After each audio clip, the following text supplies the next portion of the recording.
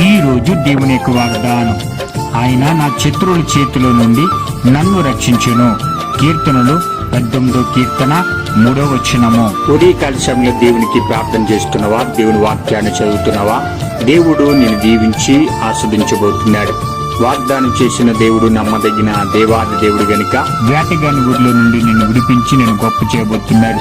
నాశనకరమైన ఏది కూడా నీ మీదకి రాకుండా దేవుడు రక్షించబోతున్నాడు. ఏ సమస్యల్లో ఇటువంటి బంధకములను ఉంటున్నావో, ఇటువంటి ఇరుకులు ఇబ్బందుల్లో నువ్వు సమలపాలవుతున్నావా? సహోదరుడా, శాంతి లేక సమాధానం లేక బ్రతుకుతున్నావా? దేవుడు నిన్ను రక్షించి నిన్ను దీవించబోతున్నాడు. ఆయన కృప నీ వెంట ఉన్నది.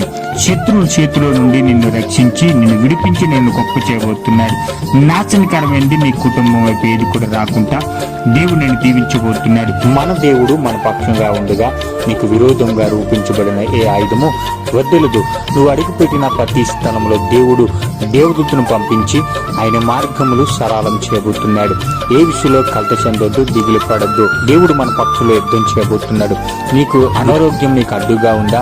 అనేక సమస్యలు నీకు అడ్డుగా నిలుస్తున్నాయా? సహోదరా, నీ బంధువులే నేను ఆదరించలేక నీ బంధువులే నిన్ను వెలువేస్తున్నారా? సహోదరుడా, ఎక్కడైతే నువ్వు అవమానం పొందుతున్నావో, ఎక్కడైతే నువ్వు తునీకరించబడుతున్నావో, దేవుడు నీ హృదయాన్ని కట్టి నేను బాగు చేసి నేను గొప్పవాడిగా దేవుడు చేయబోతున్నాడు.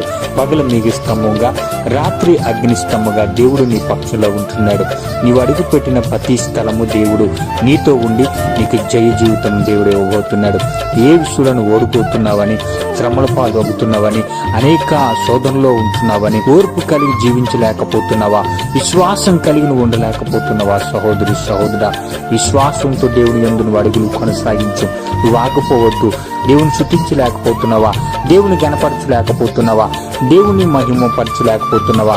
నీకున్న సమస్యలు బట్టి, నీకున్న ఇబ్బందులు బట్టి దేవునికి నువ్వు దూరంగా అవుతున్నావా? సహోదరుడా, ఆర్థిక సమస్యలు పొంగుదీస్తున్నాయా? అప్పులు, సమస్యలు, ఇరుకులు, ఇబ్బందుల్లో నువ్వు కుమిలిపోతున్నావా? భర్తను బట్టి, కుటుంబం బట్టి, నీ కుమార్తె బట్టి, నీ కుమార్తె విషయంలో, నీ కుమార్తె విషయంలో నువ్వు కలత చెందుతున్నావా? నీ బిడ్డల పట్ల నువ్వు ప్రార్థన చేస్తున్నావా? గానీ మన దేవుడు మన పక్షంగా ఉండగా నీకు విరోధంగా రూపించబడిన ఏ ఆయుధము వద్దులదు. సహోదరుడా, ఏ విషయంలోనూ కలత చెందొద్దు, దిగులు పడద్దు. సహోదరుడా, ఈ వాగ్దానం ఉంటున్నావా? దేవుడు తప్పనిసరిగా దీవించి నిన్ను ఆశ్రయించబడింది. ఆమేన్.